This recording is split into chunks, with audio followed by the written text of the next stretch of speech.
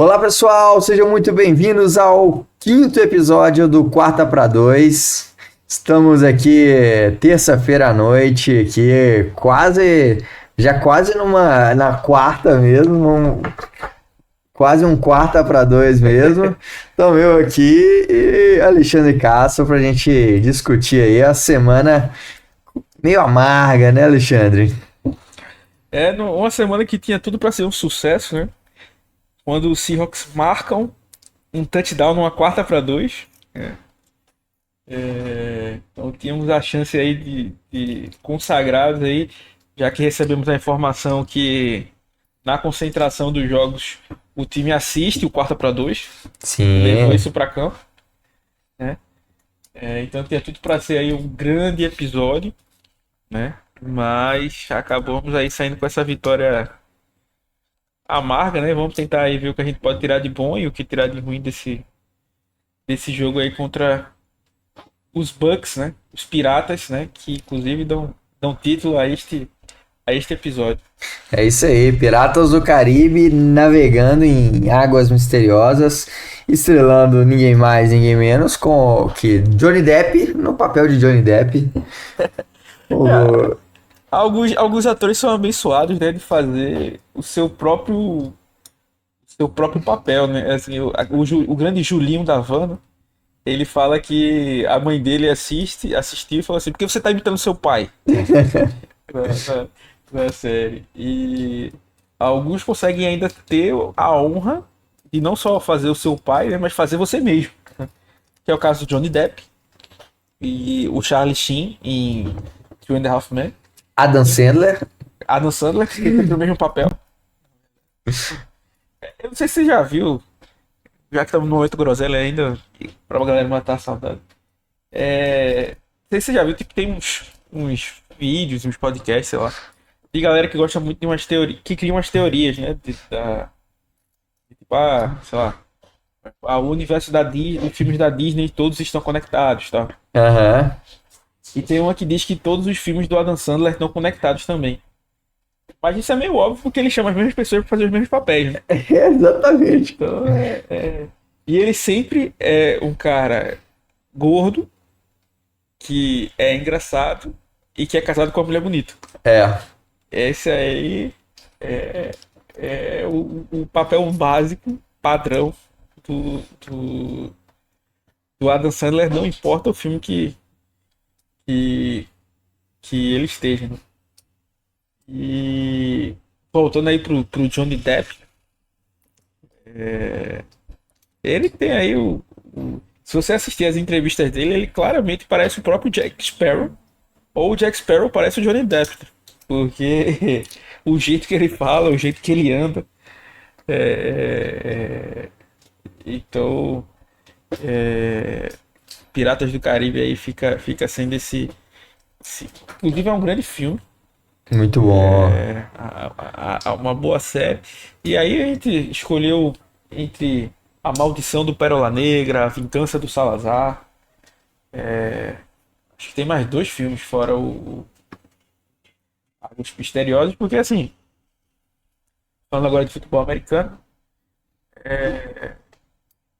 vamos debater um pouco mais sobre o jogo, mas assim, essa derrota, por mais que vou dizer, a gente vai discutir todos os nuances desse, desse jogo, é, meio que deixou os Seahawks numa certa dúvida ali. Tipo, beleza, jogamos bem, mas tipo, não conseguimos ganhar de um time que é um possível contender. Então, será que a gente vai chegar nos playoffs? Será que se chegar nos playoffs não vai oferecer nenhuma resistência a quem a gente pegar nos playoffs? Então, meio que é um caminho turvo. E, além disso, né, eu posso estar enganado na sequência dos jogos, mas os Seahawks enfrentam os Jaguars, os Texans e os Commanders antes da bye week, se eu não estiver enganado. E é uma sequência duríssima, porque os Jaguars, apesar de algumas oscilações, eu confesso que assisti mais ou menos highlights de jogos dos Jaguars, não estava acompanhando.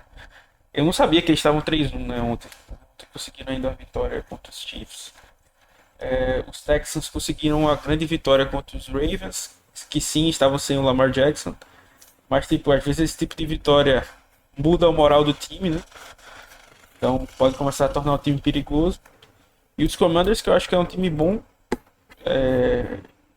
que deve estar com o Jayden Daniels recuperado para nos enfrentar aí 100% no futuro. Então, assim, é uma sequência difícil, né? Às vezes os times se apoiam na bye week, né? Para tipo, opa, vamos replanejar, vamos repensar algumas coisas. Mas talvez o Seahawks precise fazer alguma coisa antes disso, né? Exatamente, né? Mais um jogo em casa que a gente pede, né?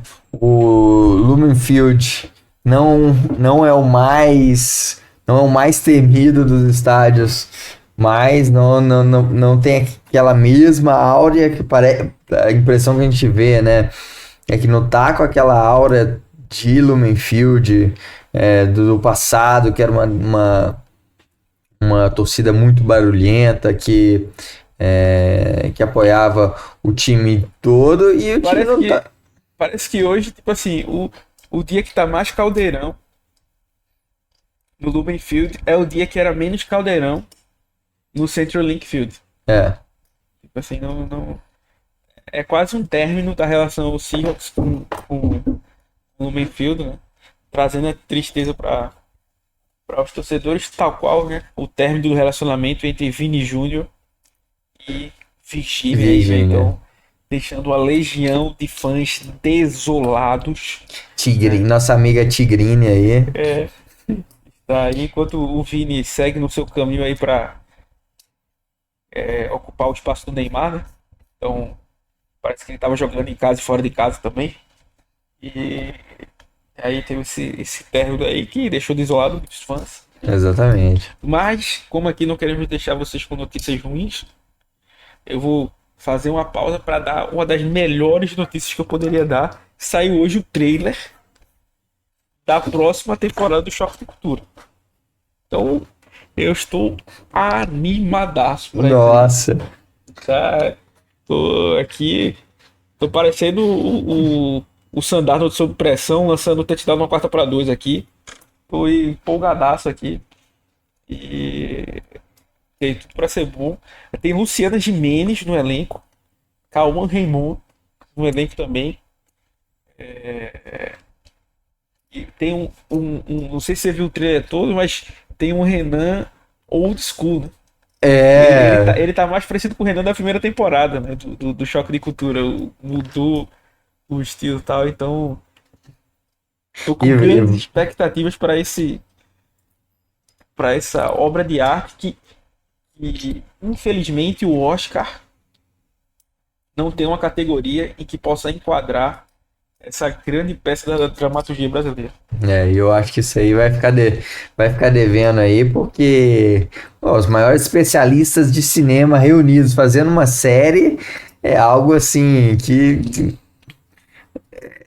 fora dessa dimensão. Então, é um metafilme, né? Basicamente, é um filme sobre fazer filme, uma série sobre falar de série. É muito vanguardismo desses caras. É maravilhoso. Quem é Wolf Maia? O que é a morte de Odete Roitman? Perto dessa obra da web dramaturgia brasileira. É isso aí. E aí, né, só puxando o gancho aí de novo pro jogo, né, de perder em casa, né, e aí recentemente a gente teve até a notícia da possível venda, né, trazer esse ponto aí, da possível venda do Seattle Seahawks, e aí bate aquele desespero na gente, porque o Supersonics foi vendido, saiu de Seattle, e aí você fica naquela, né? Será que com essa baixa... Eu não manjo muito de NBA, mas eu nem sei que time virou na... Virou o OKC, se não me engano. Mas assim, eu acho que o real medo é... Eu tenho dois medos na real, né? Assim, esse de sair de Seattle, porque eu acho que perderia toda a identidade. E o outro é assim, a Jody Allen não é uma boa dona. É. Vai entrar um cara pior. Tipo assim, às vezes tem esses ricos excêntricos que tipo, tô aqui sem fazer nada, sobrou um troco de pão aqui, Comprar vou um comprar uma franquia, timezinho. né? Aqui, pra ser dono. Então, às vezes dá esse medo. Já circularam várias vezes, acho que desde a morte do Paul Allen, que eu acho que agora já vai fazer 7 anos. O Paul Allen morreu, inclusive, no ano que criamos o site, o blog, né? Eu acho que 2 semanas depois que a gente criou o blog, ele faleceu.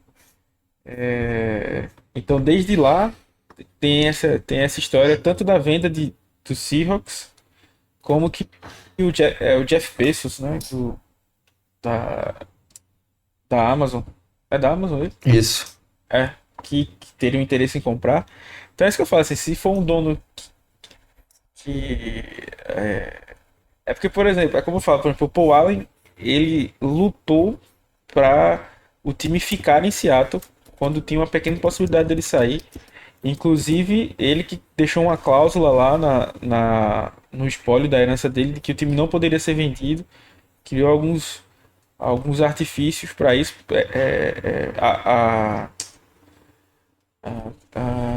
Poxa, me fugiu. O outro time da Jody Allen, que ela vendeu, que é outro time da família. Agora me fugiu o nome. Que é a do basquete. É o Portland Trail Blazers. Portland Trail Blazers foi vendido, né? Mas o Seahawks tinha essa cláusula e não foi vendido ainda. Mas começou a surgir. Assim, você pode. O medo da mudança, né? Vai sempre assustar o ser humano. Então, assim, pode ser que chegue um dono aí muito mais envolvido e tal. Mas também pode ser um cara, como eu tô falando, assim, que seja uma excentricidade de rico, tipo, comprar por comprar e a franquia se perder, né, em algum momento.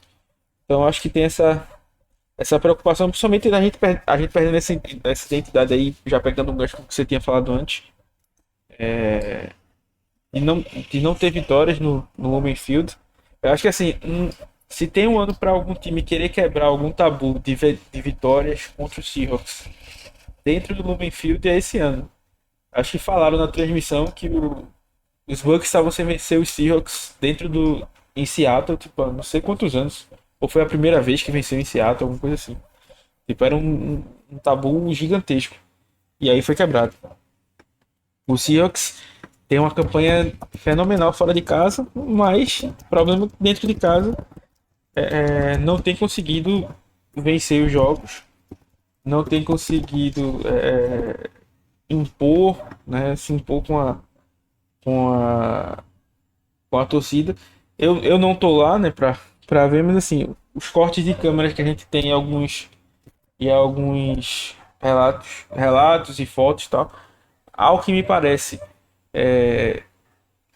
não tá existindo mais aquela questão de ter mais torcedores dos outros times lá do que de Seattle, mas ainda assim, como o Taveira já falou, não é mais aquele. Perdeu toda a aura do Central Link Field, né? De criar um ambiente que vai ser um tormento pro, pros adversários, né? E realmente isso é algo que precisa ser resgatado. Foi inclusive perguntado pro Mike McDonald em entrevista, né, a preocupação disso. E ele falou que tipo, um dos pontos, vamos dizer assim, que foi perguntado e levantado na entrevista dele, né, para ser head coach com Seattle, era resgatar essa identidade com o Lumen Field, né? E assim, eu não gosto desses tabus que às vezes aparecem. Não sei se você percebe muita coisa. Tipo, o Seahawks nunca perdeu um jogo jogando de 3 horas da tarde no solstício de verão, quando Júpiter está à direita de não sei, tipo, uns tabus muito específicos. Tipo, eu não, Hum, não viajo muito nesse negócio, não. Mas, por exemplo, vai criando um tabu e esse é um tabu chato, né? Tipo, você não tá conseguindo ganhar dentro de casa. A gente teve 3 jogos, venceu o Saints, que estão aí entre os piores times da NFL, aí, estão na rabeira, né? Perdemos em casa na estreia, inclusive um jogo muito importante. E agora outro jogo importante, porque os Bucks são um real contender, tá? Eu falei isso no quarta para dois passado. Ele lembra muito esses times que são campeões da Copa do Brasil, né? Hoje em dia não, que hoje em dia já virou festa na Copa do Brasil. Mas aqueles times que jogavam fechadinho e não tinha um futebol de tic-tac, né? Não tinha nenhum É, grande.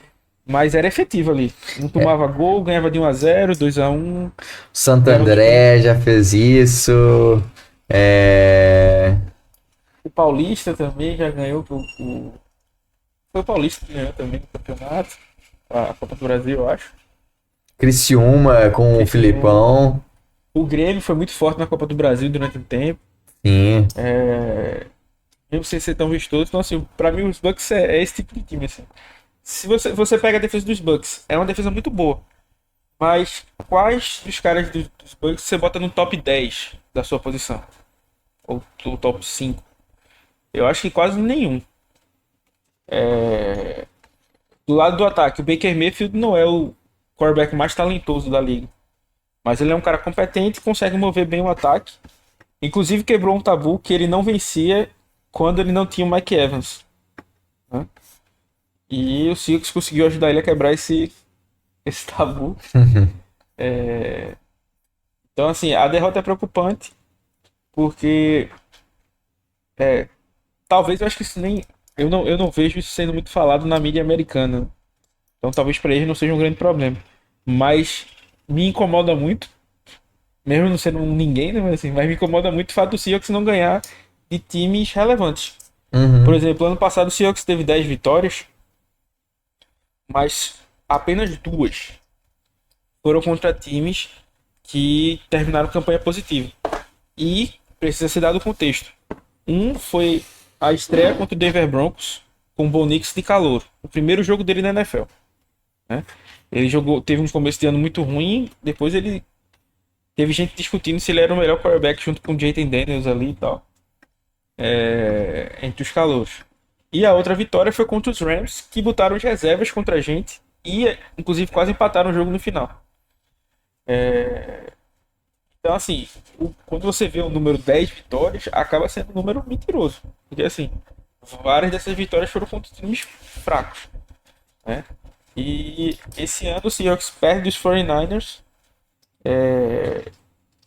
que, pra mim, depois da chuva de lesões, poderia ir ladeira abaixo, mas conseguiu uma vitória contra os Rams maluca, né, assim. Uhum.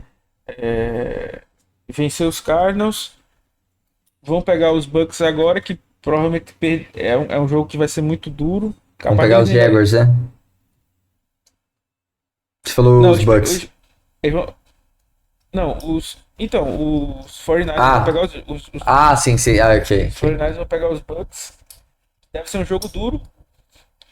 Mas vai dar tempo de, por exemplo, recuperar o Brock Purdy, recuperar o George Kittle, a galera que tá machucada vai começar a voltar e aí o time pode começar a se encaixar. Então essa vitória pesa pra divisão. E a gente perde para os Bucks, que é mais um time forte. Então, quando chegar lá no final do ano, vale lembrar, para quem não tá lembrado, refresque sua memória. Ano passado a gente ficou de fora dos playoffs. O João sempre me corrige, mas como se fosse o critério, o nome não é exatamente esse, talvez, mas é força do calendário. Uhum. Então, tipo assim, a gente ganhou exatamente de times fracos, perdeu de times fortes. Então, no final das contas, eu não sei se é força de vitória ou força de calendário o nome. Toda vez o João me corrige. Mas é um desses dois. E que significa basicamente isso. Tipo, quão bom foram os times que você venceu, né?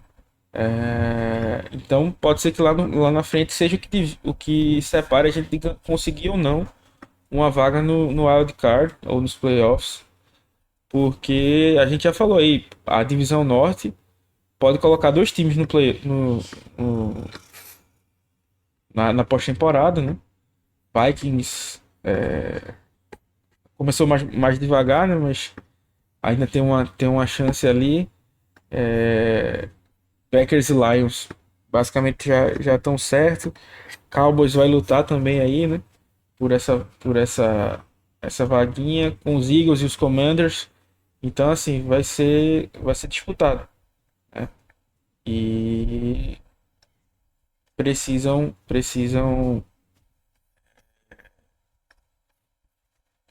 fazer esse ajuste.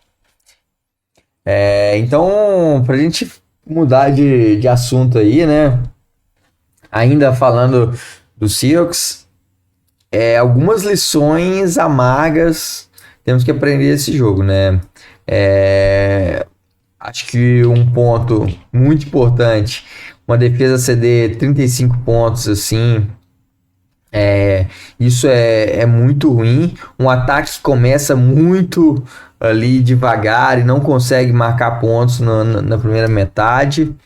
É, Vários pontos que, se a gente quiser sonhar com alguma coisa a mais nessa temporada, Seattle vai ter que mudar, vai ter que melhorar isso aí, porque foram pontos que foram decisivos, né? Foram totais Eu, decisivos. eu falei no overtime, né? No vídeo lá do João, mandei um áudio. E pra quem não ouviu, escute lá, né? Incompleto.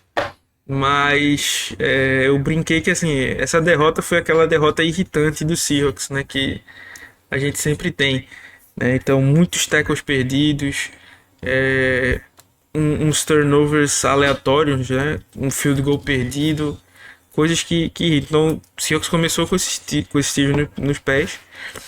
Se você, no próprio pé, né? Se você quer tirar uma lição positiva, né?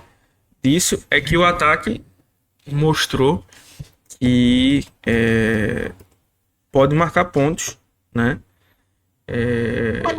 E assim colocou a gente, deixou a gente no jogo até o final, né?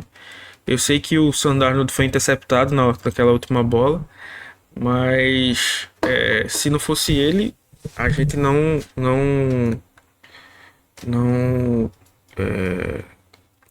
como se diz, a gente nem chegaria naquele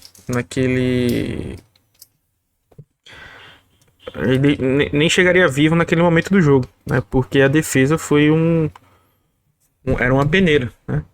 E aí a linha ofensiva, diga-se de passagem, apesar de não ter ido bem no pass protection, e é engraçado, né? O Sandarno não foi sacado nenhuma vez, mas o time cedeu bastante pressão, o Sandarno conseguiu escapar.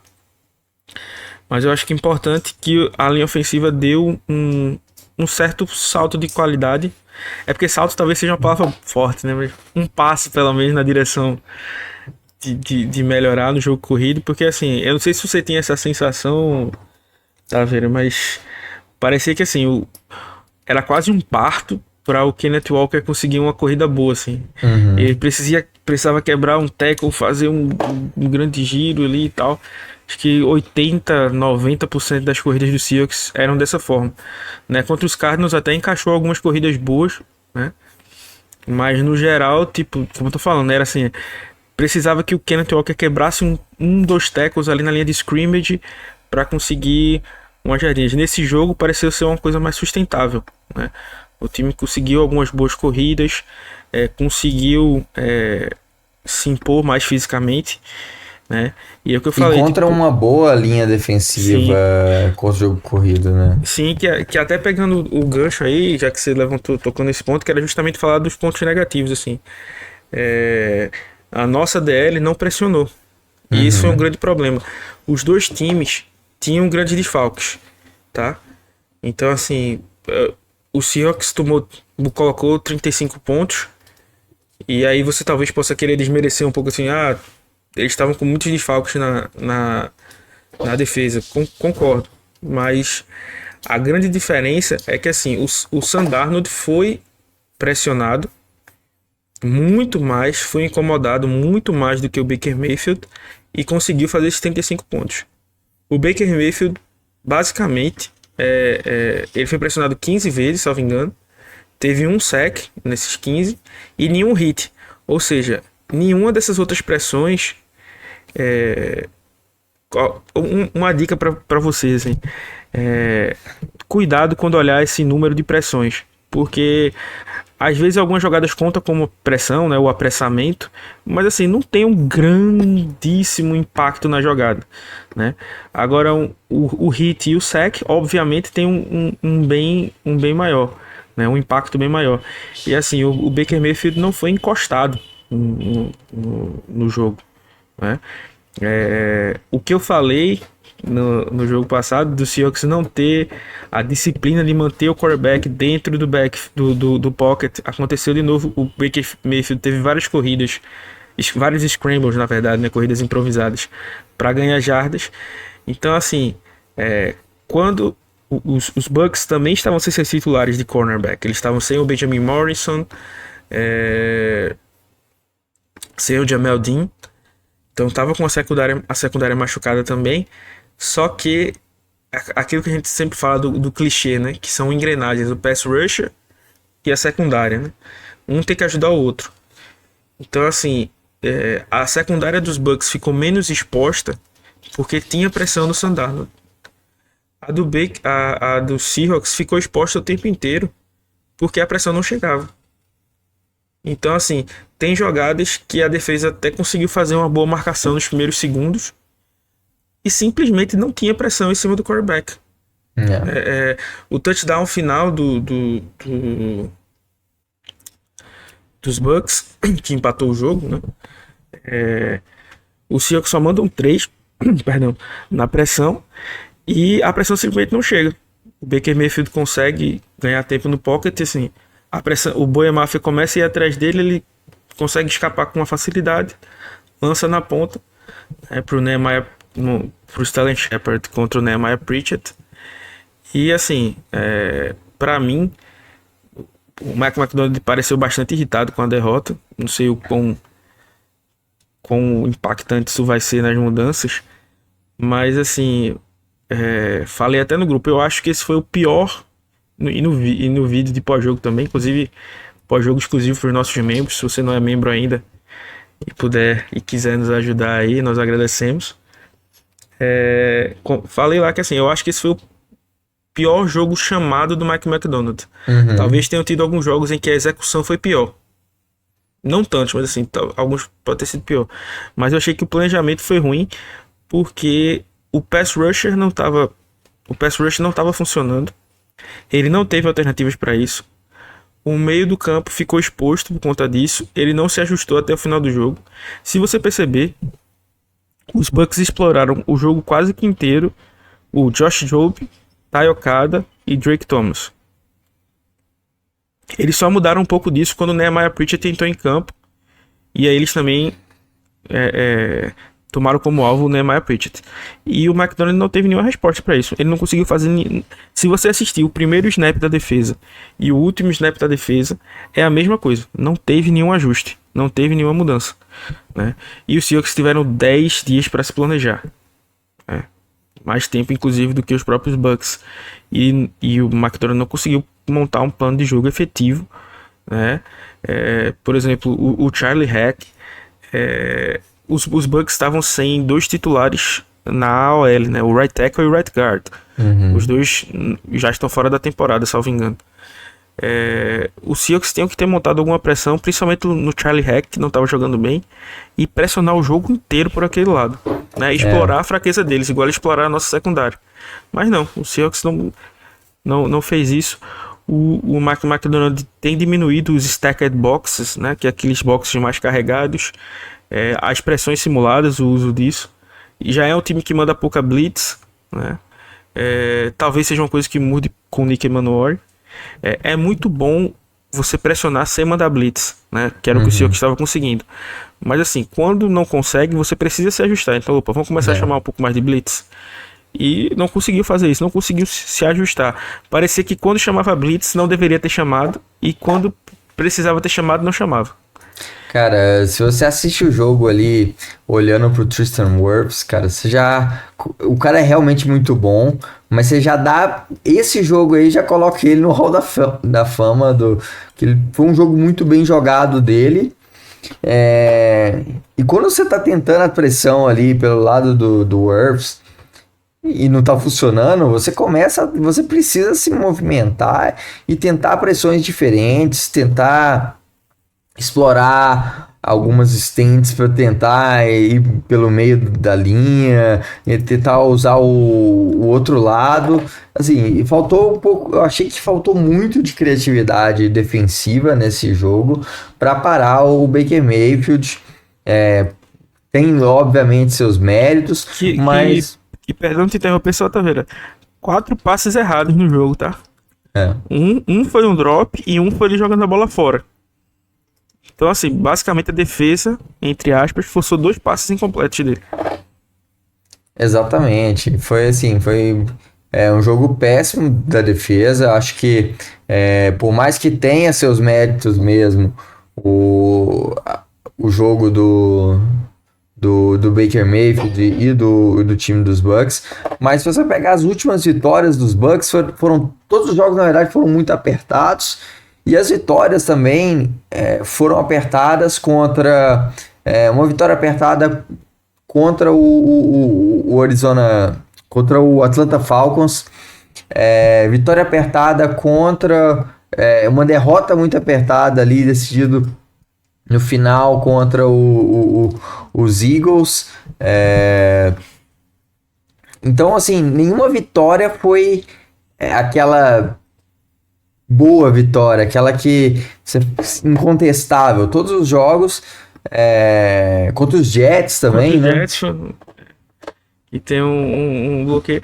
É assim, como eu falei, ele é um time copeiro, muito eficiente, mas nesses jogos eles tiveram, e eu acho que deve ser a principal preocupação dos torcedores dos Bucks, eles tiveram alguns apagões que fizeram esses jogos ficarem mais apertados do que deveriam, né? Por exemplo, contra os Eagles, o time não fez nada no primeiro tempo, basicamente.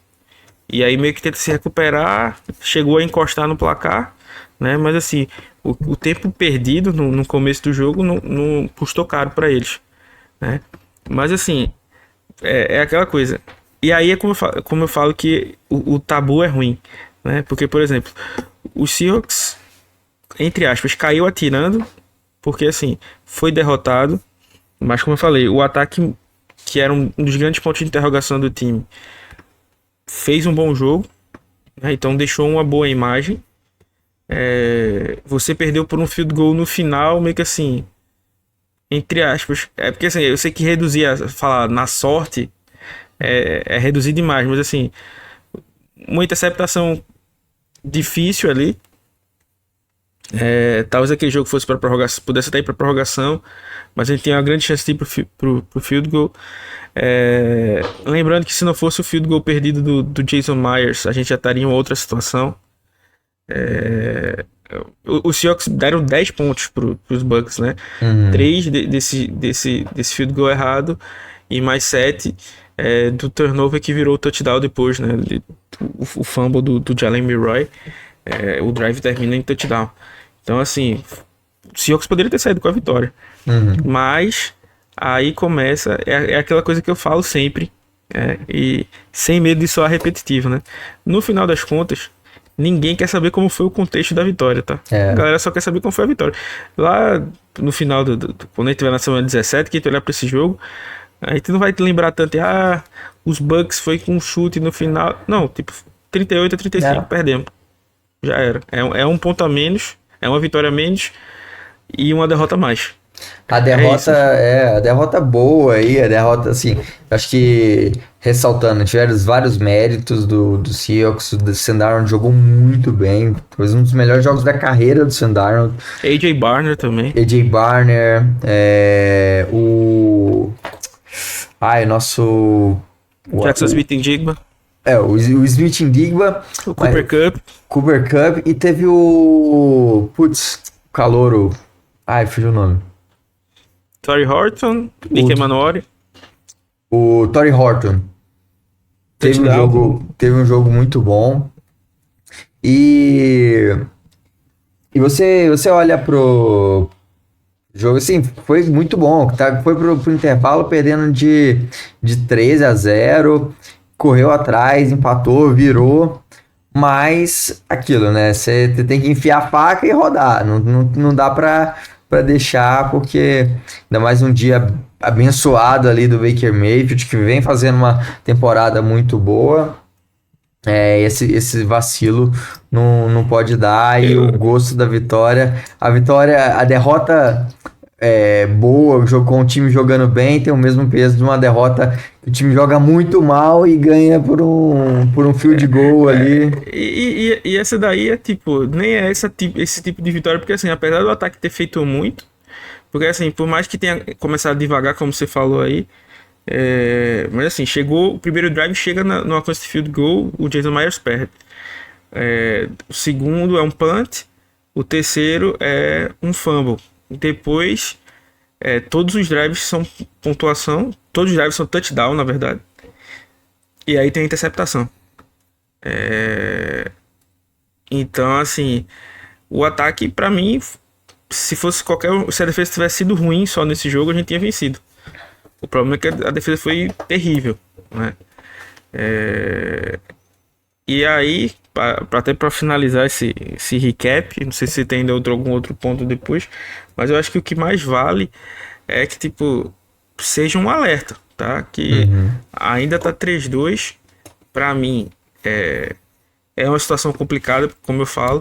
A gente tá basicamente 2 jogos dos 49ers, porque além do normal, tem o confronto direto, que a gente tá atrás. E isso aí só vai ser resolvido no último jogo, se a gente ganhar deles. Que não é que a gente vai passar eles, a gente vai empatar. Vai tirar o confronto direto, né? Vai ficar um pra lá e um pra cá. Enfim, e isso aí pode ser um diferencial para ganhar a divisão.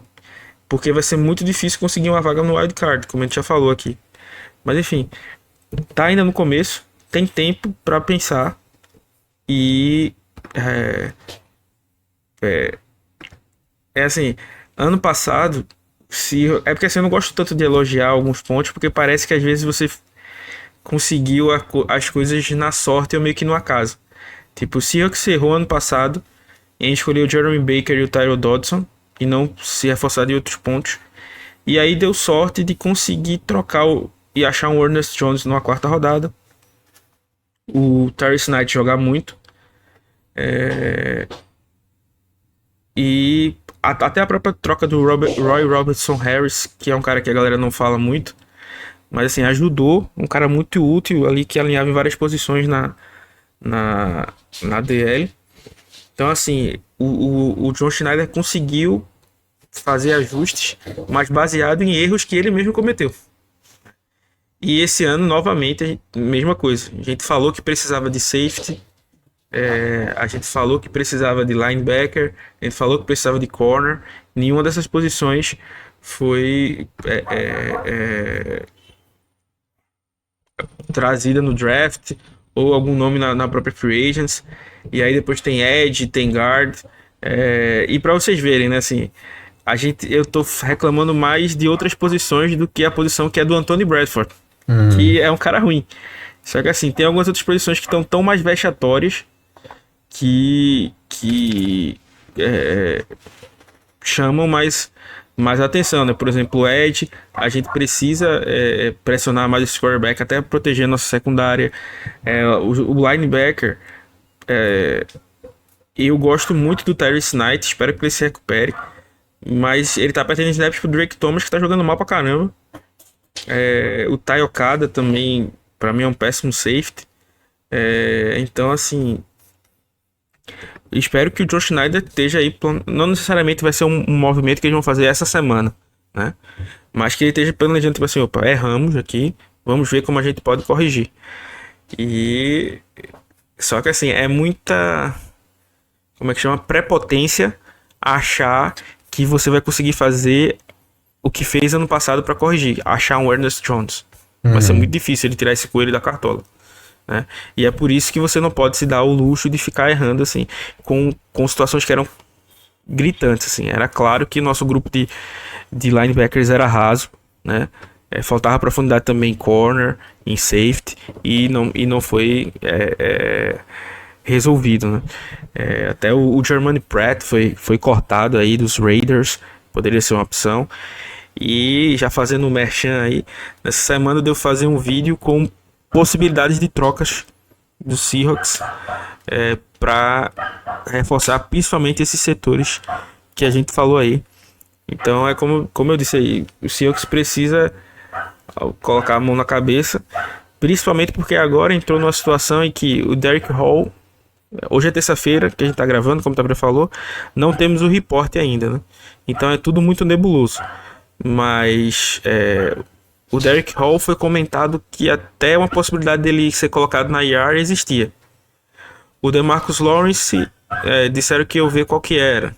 O Tariq Woolen tá em protocolo de concussão. Às vezes demora, às vezes não. O Devon Witherspoon estava fazendo, na segunda-feira, quando o McDonald deu entrevista, estava fazendo testes, né, para ver se ele iria, exames médicos, para ver como estava a situação dele. O Julian Love não sabiam se ele voltaria ou não, né, e o Julian Love é uma situação, enquanto o Devon Witherspoon está com problema no joelho, né, o Julian Love nas últimas 3 semanas teve 3 lesões diferentes, né, então pode ser que esses caras não, esse grupo inteiro aí que tá fora não volte todo até a bye week. Então é uma coisa que a gente precisa achar alternativas e achar rápido, tá? Pra recompor essas peças. É isso aí. Então, vamos pro próximo assunto aí, né? Setembro chegou e já passou aí, né? Primeiras 4 semanas, primeira fase aí da temporada. E vamos trazer aqui mensalmente aí para os prêmios do mês aí da NFL como um todo. A gente vai trazer aí o MVP, melhor jogador defensivo, e o nosso calouro até agora. Vamos começar então. Vamos começar com o calouro. Calouro do ano até agora. Quem que é pra você aí o calouro? Eu acho um nome difícil, assim. Eu ficaria em dúvida entre o Grey Zabel e o Torrey Horton. O Grey Zabel deu muitos motivos para se acreditar, mas também alguns snaps ruins. O Torrey Horton também deu uma oscilada de produção. Mas eu vou ficar com o Torrey Horton, porque eu acho que o recebedor acaba sendo dependente de que acionem ele, né? Mas aí, para dar uma moral ao cara que veio da 5ª rodada aí, eu vou votar no Torrey Horton. Eu vou no Torrey Horton também. Acho que tem feito aí uma temporada, tem aparecido muito bem nessa temporada, então meu prêmio vai aí. Parabéns, pode retirar aqui o seu prêmio. Vai precisar trazer o RG, tá? Assim, pra confirmar que é você mesmo. Exatamente. Então passa aqui, a gente vai entregar o prêmio. Depois manda mensagem aí pra gente que a gente passa o endereço para você retirar seu prêmio aqui. Jogador defensivo do ano aí, Do mês, né? Do mês, exatamente. Até agora, quem que é o seu jogador defensivo? Bom, eu vou destacar um cara que eu acho que tem uma boa liderança fora de campo. Tem sido consistente, eu acho que quase todos os jogos. Eu vou votar no Ernest Jones, cara que eu gosto muito, uma função importante. Sei que tem nomes aí como Leonard Williams, Byron Murphy, que também tem se destacado na defesa, mas eu vou votar aqui no Ernest Jones. O Julian Love também, mas também teve tempo machucado, mas eu vou ficar de Ernest Jones, porque eu acho que teve algumas jogadas ruins, sim, mas é um cara muito consistente e é uma boa liderança dentro de campo. Sempre gosto de lembrar aí, porque o Tevin Witherspoon contra os Cardinals faz uma jogada muito boa e depois ele vai meio que querer zoar o jogador dos Cardinals. O Ernest Jones percebe logo, ele corre, tira ele da jogada logo. Tipo, sai daí, cara, não vamos dar 15 jardas de graça pra ele, não. Então, assim, um movimento clássico de um líder aí, do Ernest Jones. Sensacional. Eu vou dar pro nosso... Que é isso, cara. Lá ele. Aliás, olha só um parênteses aqui, o momento groselha. Já viu o vídeo do cara que o narrador tá. Quem você escolhe pra ser o craque do jogo? Aí ele. Rapaz, eu daria pra defesa do União Fazendinha inteira. Eu vi isso aí, é muito bom, cara. Esse é um dos momentos bons no futebol. Eu acho que só não ultrapassa aquele que também é uma entrevista de futebol de várzea, né? Que o cara faz tipo, um grande abraço aí pra minha esposa Júlia. Aí ele, eita, o nome dela não é Júlia, não. Eu não. Aí é ao vivo, né? Então o cara fica lá malucando. Aí desse top 3 momentos aí do futebol. E aí eu caindo de novo no lá ele aí. Mas vamos lá, o prêmio vai para Byron Murphy. Pra minha opinião, acho que segundo ano dele aí, mostrando muita personalidade. 2 sacks e meio na temporada, tem ajudado muito o time.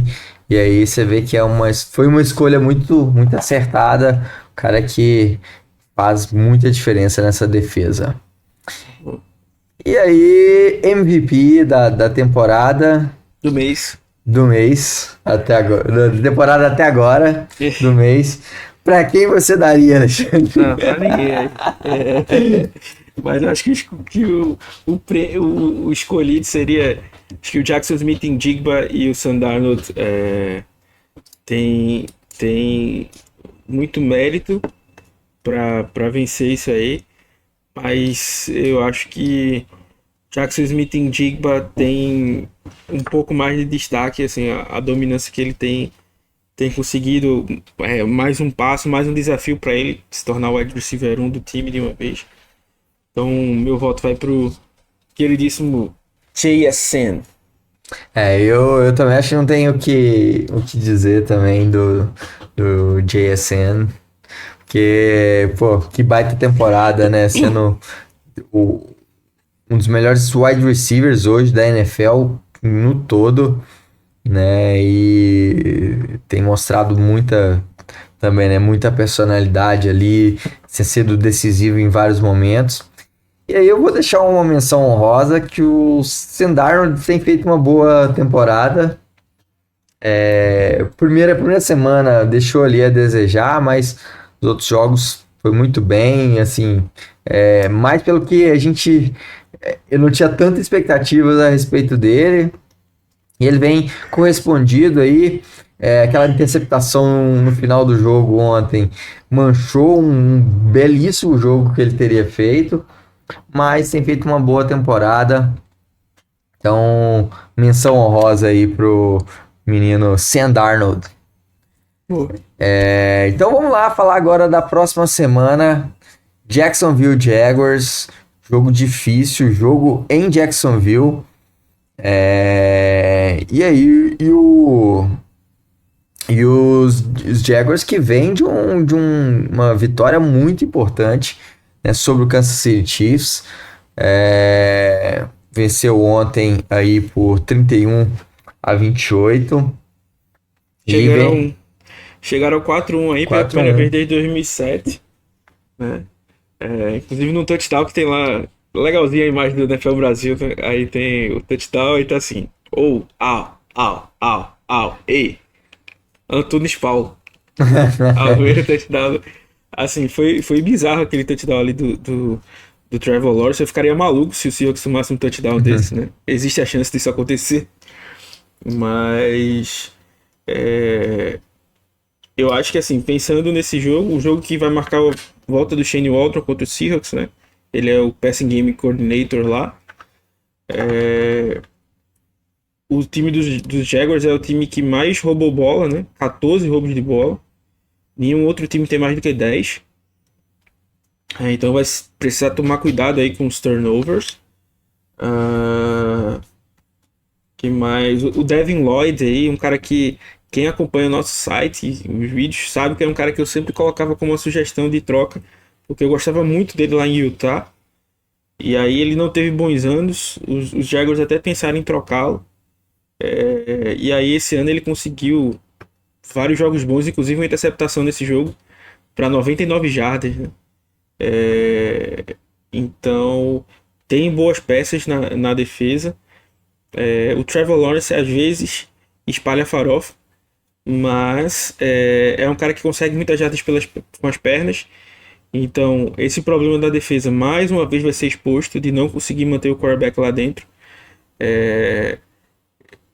Tem o Travis Etienne que está jogando como running back, wide receiver, um misto aí. O Liam Cohen é um excelente técnico, acho que foi o melhor técnico dessa leva de agora, né, dessa temporada, os técnicos novatos. Acho que uma das melhores escolhas ali mesmo com a questão do Ben Johnson. Acho que como técnico no geral, o Liam Cohen mais completo e tá dando certo lá. E eu acho que a principal preocupação, assim, se fosse para resumir, é que, assim, como eu falei, o Trevor Lawrence tende a fazer algumas bobagens, principalmente quando ele está sendo pressionado, atacado. Então essa pressão precisa chegar, e não chegou no último jogo. E fora que, ainda assim, ele consegue jardas com as pernas. Então pode machucar bastante esse time. Então precisa ter algum spy, alguma defesa em funnel para defender as corridas. E a grande preocupação fica os wide receivers dos Jaguars contra essa secundária horrorosa, né? Existe alguma possibilidade aí do Witherspoon e o Woolen voltarem para esse jogo, mas a ausência do Love também vai ser muito sentida. Provavelmente, se esses caras voltarem, não vão estar no 100%, né? Então, assim, tem que torcer também para pelo menos o DeMarcus Lawrence voltar para esse jogo, para conseguir mais alguma pressão pelo Edge, até pela questão da rotação, né? Assim, o Seahawks, depois que o Derrick Hall se machucou, ficou com o Tiana Osso e Boya Mafer quase que o jogo todo ali de Edges. Eles não deram nem chance pro calouro undrafted Conor O'Toole, que eu não tô dizendo nem que ele ia fazer alguma coisa, mas pelo menos para dar um descanso pros caras. Então, assim, a defesa e outra coisa, tá? Quando eles viram que tinha um buraco ali lançando onde o Jalen Watson tava, o corner, o segundo tempo do jogo foi todo lançando em cima dele. Então vão fazer a mesma coisa que os Bucks fizeram. Estavam procurando Josh Jobe, estavam procurando o Drake Thomas, estavam procurando Nehemiah Pritchett. Então eles vão atrás desses caras. Então é preciso pressionar o quarterback para impedir que esse... eu confesso que eu não me lembro de quem é a frase, mas assim, existe uma máxima no futebol americano que se diz: você não defende o passe perfeito, né? Você impede o passe de acontecer. É a melhor forma de impedir. Porque às vezes o cornerback pode estar na melhor cobertura possível e o quarterback consegue encaixar aquele passe. Então, melhor do que qualquer coisa é deixar esse passe não acontecer. Então, acho que o fundamental vai ser essa pressão, porque senão a gente vai ficar muito exposto e vamos ter problemas. E só para finalizar, tá vendo assim? Tentar roubar essa bola e não perder. Porque, como eu falei, os Jaguars roubam muito a bola. E ontem os Chiefs tiveram chance de fazer a interceptação. Inclusive tem um lance que o Nick Bolton e o Drew Tranquill meio que um rouba a bola do outro, né? E poderia ter mudado o jogo ali, né? Que inclusive, diga-se de passagem, assistam de novo o touchdown da vitória e vejam o esforço do Chris Jones na jogada. Ele está simplesmente parado assistindo dentro de campo, né? Então, se você é torcedor aí, você pode tentar concorrer também a esse tipo de ingresso, né? Que permite você assistir dentro de campo, né? Tal qual o Josh Jobe, Tai Okada, Drake Thomas tem esse acesso, né? Então você, torcedor do Seahawks, também pode sonhar com esse tipo de ingresso. É isso aí, é isso aí. Ontem o jogo dos Chiefs, né? Aliás, a temporada dos Chiefs muito abaixo da média aí e vem decepcionando aí muito, enquanto os Jaguars, pelo contrário, né, vem fazendo uma temporada acima da média do que a gente esperava, né, perdeu só um jogo contra o Cincinnati Bengals, também um jogo muito apertado, mas ganhou, não ganhou nenhuma, não teve uma grande vitória, e exceto o Kansas City Chiefs, venceu os 49ers todo quebrado, E quase mas, perdeu, né? e quase perdeu, exatamente. E vai enfrentar o Seahawks agora, é a chance de Perdeu pegar para o os que... Bengals com o Joe Burrow se machuca nesse jogo, se eu não estiver enganado. É o jogo que ele se machuca. Eu acho que foi sim. E o Browning assume, ainda assim eles conseguiram perder o jogo.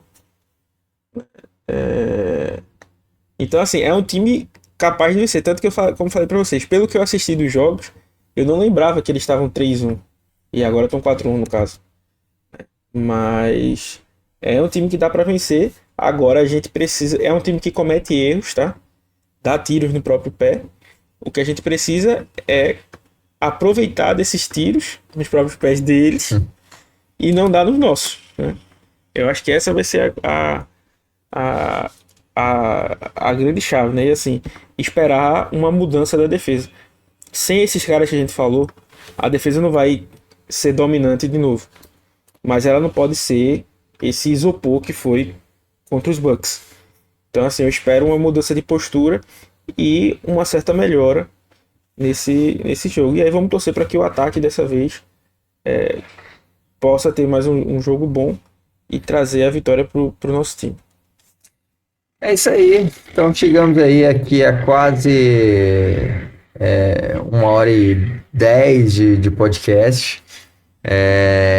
Se você gostou, não se esquece de se inscrever aqui no canal. Se você puder e quiser, clica aqui no botão de Seja Membro. Isso ajuda muito a gente aqui no canal.